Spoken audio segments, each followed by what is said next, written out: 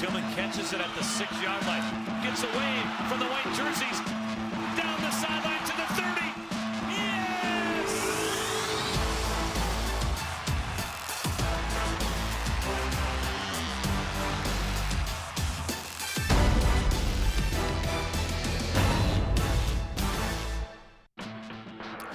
Welcome to UND Sports Extra. I'm your host, Dan Hammer. On tonight's show, head football coach Bubba Schweigert joins us. His team was defeated by Eastern Washington this past week and now sets its sights on consecutive home games beginning this coming Saturday against Weber State. Also on the show tonight, women's basketball coach Travis Brewster. His team is the preseason pick to defend its Big Sky championship of a year ago. We'll also talk some women's hockey and volleyball tonight here on UND Sports Extra.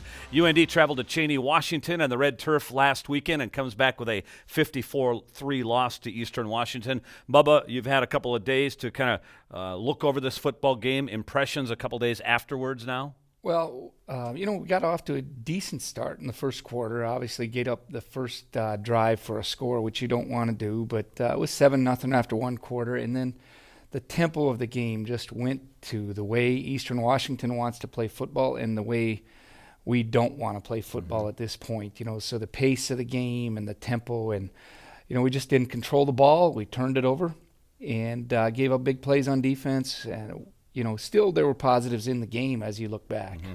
That tempo that you talked about kind of dictated in part by some quick change scores by Eastern Washington in the second quarter. Yeah, I think they got a lot of momentum on the fourth down where they scored. Then we threw a pick, and they go back and, score again on the pick six. And it just kind of snowballed on us, so we really had to regroup at halftime. Played better the second half, but really never, ever gained momentum in the game. All right, Bubba, when we come back, we'll take a look at highlights. We'll also talk about Brandon Dranka's improving play, the freshman defensive lineman. A little bit more on your freshman quarterback, Keaton Studger. That's next here on UND Sports Extra.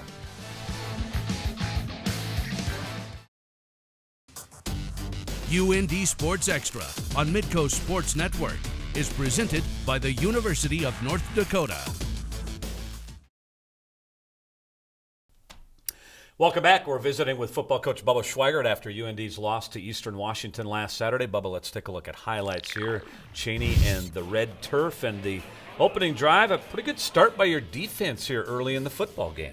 Well, we got them to third down and fourth down and just didn't get those key stops. The first third and long was disappointing. They hit a wheel route down the sideline on us, and it changed the field position. I really thought that set the tone for the entire first half. Mm-hmm. Eastern Washington will convert on a 3rd and 7 here to keep their opening drive alive. Yeah, QB scramble. We just need to do a better job of rallying to the football there. We had good coverage, and he tucked the ball and made a good play. 15-play, 81-yard drive, nearly 7.5 minutes for Eastern Washington, so it's 7-0. Keaton Studger making his first start at quarterback, the true freshman. How much of the playbook did he have on Saturday, Bubba?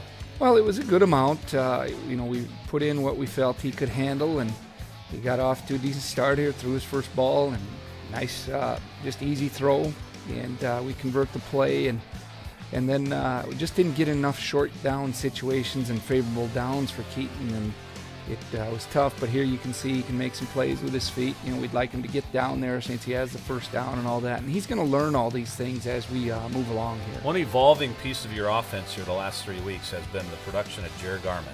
What's changed in the last few weeks? Well, he's getting the ball a little bit more.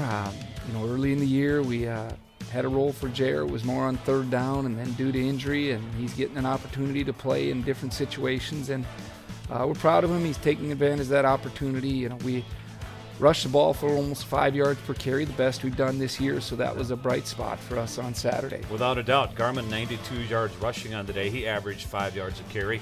Second quarter here, Studgerud intercepted, and this is one of those quick change scores that Eastern will take advantage of here. Yeah, you got to take what the defense gives you, and he got a little greedy there on an early down, and then they turn it into a score here on a fourth down conversion. Little greedy by a freshman quarterback. You like him being greedy at times, though, don't you? Greedy but smart. Oh, yeah. I think he's got the right demeanor, what we're looking for out there. And, times were tough. This is a tough environment to go play. And here we throw the pick six here. And looks like Zach Edler maybe cut his route off a little bit there. Yeah, maybe a little miscommunication, playing with a new quarterback. And, it's more than just the quarterback when you get in these situations, but not a good result at halftime, that was for sure. 38-3 at halftime. You haven't faced deficits like this at half this year very often.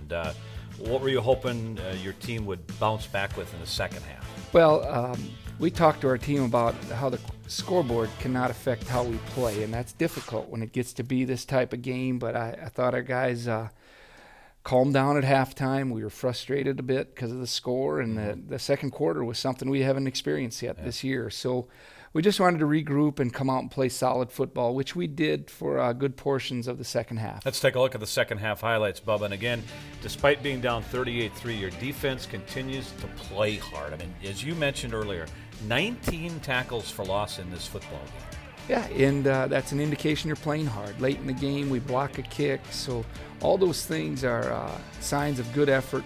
Our issue on Saturday was third down and fourth down, and then we were out there. Team defense is also a team stat. We need to control the ball and get our defense off keep their offense off the field, and then we need to get off by getting stops on third and fourth downs. Right. Jake Disterhoff playing well, led your team with 4 tackles for loss. You're fourth in the nation right now with 85 tackles for loss. You talk about your third down conversions. You had 15 possessions on the day, but just 3 of those possessions were 6 plays or more, and a lot of that goes to do with third down conversions, don't you think? Right. And we got to get into favorable downs for us, no question.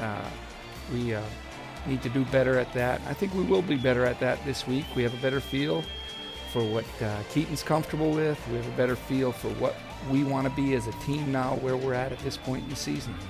So your third down's 1 of 12. Eastern, meantime, went for it on fourth down 4 times. They converted all 4 times, and those 4 fourth down conversions led directly to 24 points. That was a big impact. Sure.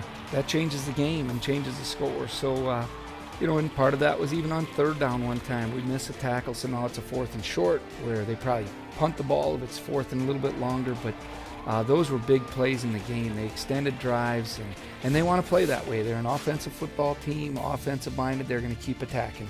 54-3, the final. Keaton Studsrud in his first game in his collegiate career, 5 of 19, 37 yards, picked off 3 times.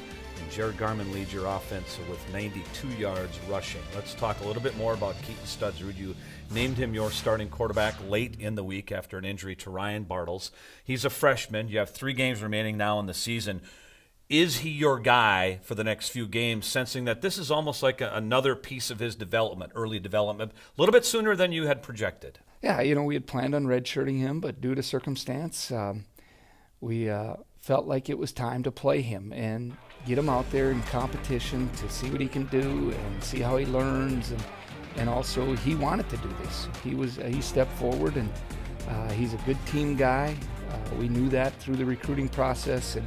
And that was a great learning experience for him on Saturday. Tough environment, and I will say I like his demeanor on the sideline. He was not rattled. Obviously, he was not feeling good about the performance in that, but there's a difference between getting rattled and losing your composure. He did not lose his composure, and he stayed steady, and we think he'll take a big stride in the next week and the following weeks to come. You mentioned we know a little bit more about him and what he's comfortable with. What's that mean for this coming Saturday? Well, I think you can give him maybe less things to learn and more things that we can execute and practice. So early in the week, we're going to have a plan that we feel is much better for him. Mm-hmm. And that's what we're going to work on this week. Last week, maybe a little bit more because he could handle it on the board, and then it gets a little different out on the field. Mm-hmm. And, that takes time for us. We're learning, too, what he can handle, and yet we got to have enough in that we can attack a defense. Mm-hmm. He is your guy for the final 3 games, even if Ryan Bartles is healthy. Well, I'm not going to say for sure, but at this point, that's the way we're headed. Mm-hmm. All righty. Let's talk about Brandon Dranka a little bit. A freshman defensive lineman who's really evolving and developing in front of our eyes this season, Bubba. Yeah, we like his mobility. We like his competitiveness, and he really has a desire to get to the ball and get to the quarterback. I think he's what we're looking for in a defensive lineman. He's been a pleasant surprise to us. And once again, we never decide if we're going to redshirt somebody until after fall camp, but he showed enough in fall camp that we decided we'd play him this year. How has he surprised you? You mentioned he surprised you a little bit. I think able to handle the physical play for more plays than we probably expected. He seems like he's a little bit faster on the field. He's more football fast on the field than you'd probably test him. So those have been nice surprises for us, and we really like the way he's producing at this point. You're back home Saturday. Weber State comes in. This is a football team that's undefeated, but you look at their margins of loss here. They've been in a lot of football games, and no better example than this past Saturday.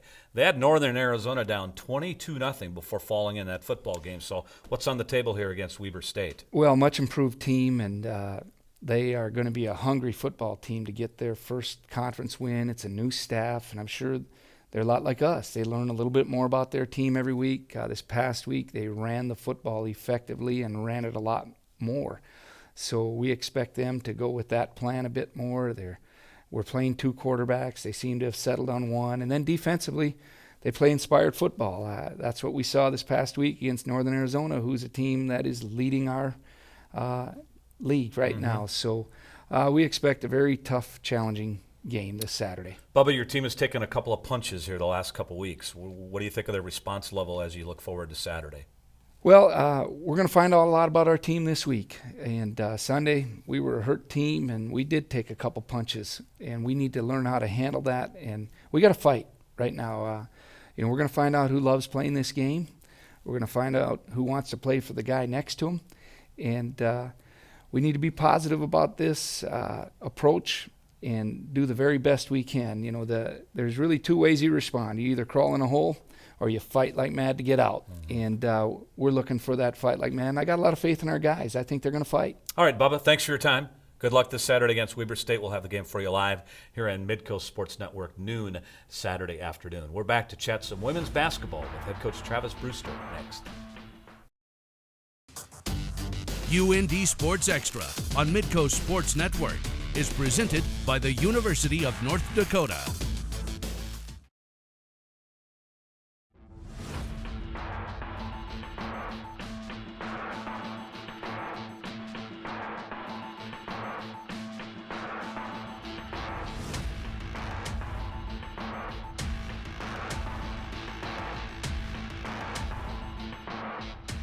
Welcome back. We have turned the page to the basketball season. Head women's basketball coach Travis Brewster joins us. Your team, Brew, playing a couple exhibition games here, one this past Sunday, one this coming Sunday. What are you looking to get out of these 2 exhibition games? Well, obviously, first of all, it's playing in our arena, the lights, the fans, and also getting used to playing with referees, and then the other part is execution. Can we execute what we've worked on in practice? Can we carry it over at this time of the year? All right, let's give the audience a little bit of preview of the season ahead. One of your talking points in this preseason is your guards. Your guard play last year with Leah Zabla was good, but you expect them to take a step forward this year, I guess, especially in taking care of the basketball after you averaged almost 19 turnovers per game last year. Well, absolutely. They got a lot of experience last year. They were young. Leah Zabla obviously logged a lot of minutes for us. Michaela Dyer came on for us. Siri Burke's done a heck of a job for us playing the guard position as well as a forward. Kelsey Knox. So there's a lot of experience there, but we got to tone down those turnovers. That's going to be a big key for us this year. And I've made no bones about it with them. We just got to improve in that area, and they've taken on that responsibility. Where are you looking for Zabla to take those steps forward? Well, I think some of it's obviously, I like how she pushes tempo. She does a great job of that. The other part is, just simply making those simple passes, making the simple reads. She does a great job making the tough reads, but now it's time to get the easy looks too. And that comes with experience and time. You played a lot of close games last year. You won a lot of close games. Most of those close games, the person with the ball at the end of the game was Maddie Buck. Who's the person this year that you want with the ball in her hands at the end of the game? Well, I think Maya Lloyd's going to be a prime candidate for us, and also if you look at Emily Evers as well. They do a tremendous job.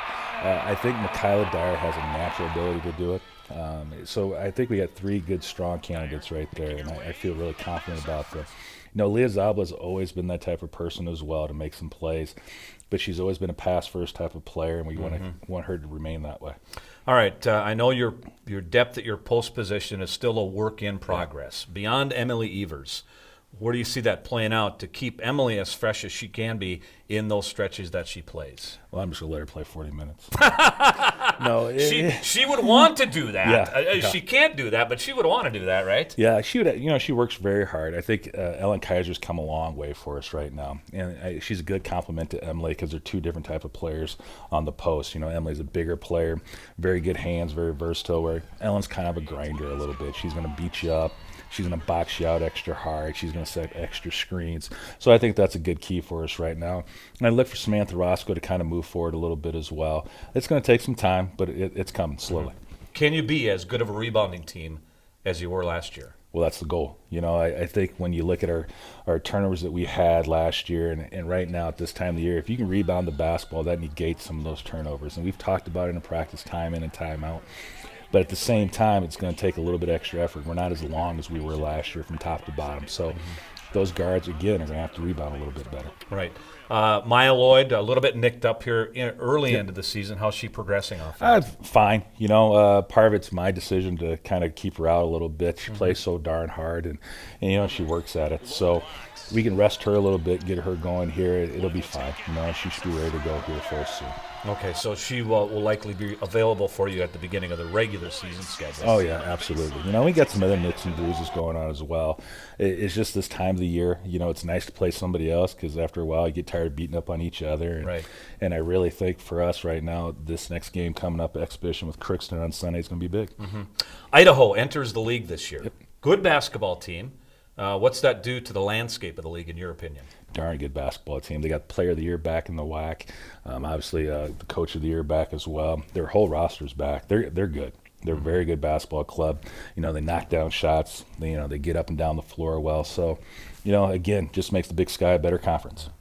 All right, Coach. Good luck. We'll see you frequently here on UND Sports Extra over the next several months. And this coming Sunday at 2, you'll play your second exhibition game, that against Minnesota Crookston. We're back to talk some volleyball and women's hockey next. UND Sports Extra on Midco Sports Network is presented by the University of North Dakota. A top 10 showdown in women's WCHA hockey was in front of fans at Ralph Engelstad Arena last weekend. North Dakota hosting Wisconsin. Friday night's action. North Dakota would find itself down 2-0 and trailing 2-0 in the second period. They would mount a rally just 58 seconds into the second period. Andrea Dolan will put it on net. Grayson Hershey is in front for the rebound, and North Dakota is on the board 2-1. Just a minute and 14 seconds later, North Dakota gets the equalizer. Dolan, watch her carry the puck from off the wall, then plays the puck off the Badger defenseman. Right there, it's in for the game-tying goal, and it's 2-2. Move to the third period now. Pretty play here by North Dakota to take its first lead of the weekend. Megan Dufo sets up the wide-open Becca Kohler. North Dakota's leading scorer doesn't waste that opportunity, and North Dakota's up 3-2 with 16:41 to play. It stayed that way until the final seconds. Wisconsin with the extra attacker, and Brittany Ammerman will jam this puck in at the near post to tie the game and send it to overtime. Neither team scored in overtime, so we went to the shootout. And finally, it was Becca Kohler's turn as she gets ready in the shootout. And Kohler goes to work here, and she puts the puck into the glove of the Wisconsin goaltender, and yet the puck trickles through. And that gave North Dakota the extra point with the only goal scored in a shootout after the two teams had skated to a 3-3 overtime tie. Hershey, Dolan, and Kohler accounted for North Dakota's goals. Another strong game in the nets for Shelby Emsley-Benzie, who finished with 37 saves. UND has struggled on Saturdays. Could they change their fortunes in the series finale? Scoreless until the middle of the second period. Amy Menke with the initial shot, and Leah Jensen puts in the rebound to give UND a 1-0 lead. Later in the second, it's tied at 1, and here's Ammerman again with the redirection goal in front, giving Wisconsin a 2-1 lead. And that's the way it was that the two teams went to the third period. Just 2 minutes into the third, Sarah Nurse, who played an outstanding series for Wisconsin, gives the Badgers a 3-1 lead. North Dakota scored with 48 seconds left to get within 3-2, but that's the way it ended. Jensen and Dufo accounting for North Dakota's goals. North Dakota is off this weekend as players from around the nation and the world are competing in the Four Nations Cup UND then returns to play much improved Bemidji State on November 14th and 15th. In women's volleyball this past week, North Dakota swept a pair of Big Sky Conference matches. UND went on the road and defeated Sacramento State to kick off the weekend 3-1. Lexi Robinson had a double-double for North Dakota, 17 kills and 20 digs. Nikki Husfeldt back in the North Dakota lineup on a more consistent basis this past weekend after freshman Sydney Griffin had been seeing playing time. Husfeldt had 47 assists in that one. And then UND with an impressive win, beating Northern Colorado 3-1 to wrap up the weekend. North Dakota now sets its sight for home matches against Montana State and Montana this coming weekend. We're back with some final thoughts next. UND Sports Extra on Midco Sports Network is presented by the University of North Dakota.